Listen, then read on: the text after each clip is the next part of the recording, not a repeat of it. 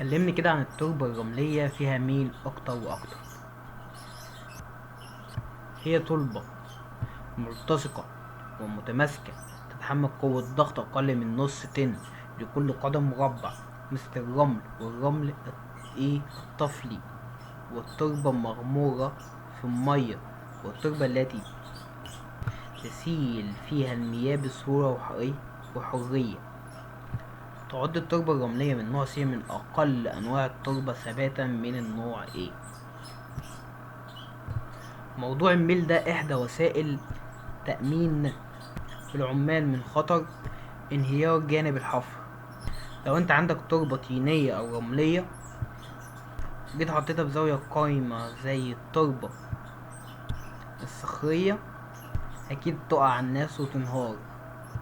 تبع من حاجة خصائص التربة تتغير في حال تشبعها بالمية أو تعرضها لاهتزازات، وإذا كان بها شقوق.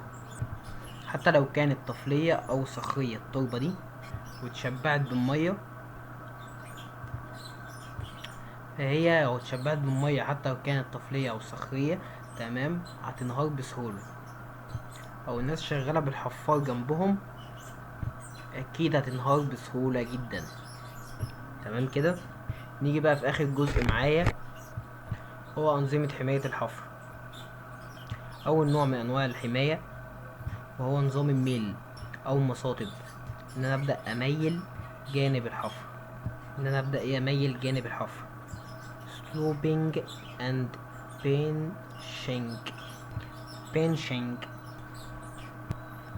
sloping يعني ميل، pinching يعني مصاطب. تمام كده. في نظام الدعامات الجانبية shoring system. بن عندنا 3 أنظمة أساسية لمنع انهيار جوانب الحفر أو الخندق، وهي تمام نظام ميل المصاطب، نظام دعم الجوانب، تمام نظام الحواجز سابقة التجهيز.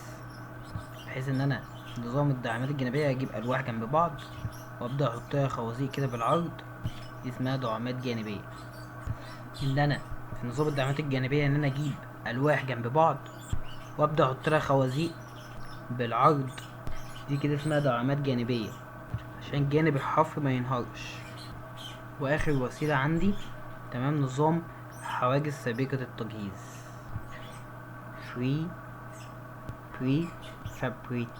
fabricated shoulder system. الحواجز دي زي الغرفة،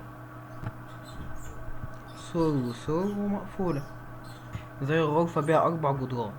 أنا دلوقتي خدت بترول ممتد 2 أو 3 كيلو، أكيد مش هوفر حواجز حماية. حواجز حماية. تمام. أكيد مش هوفر حواجز حماية على امتداد 2 أو 3 كيلو متر.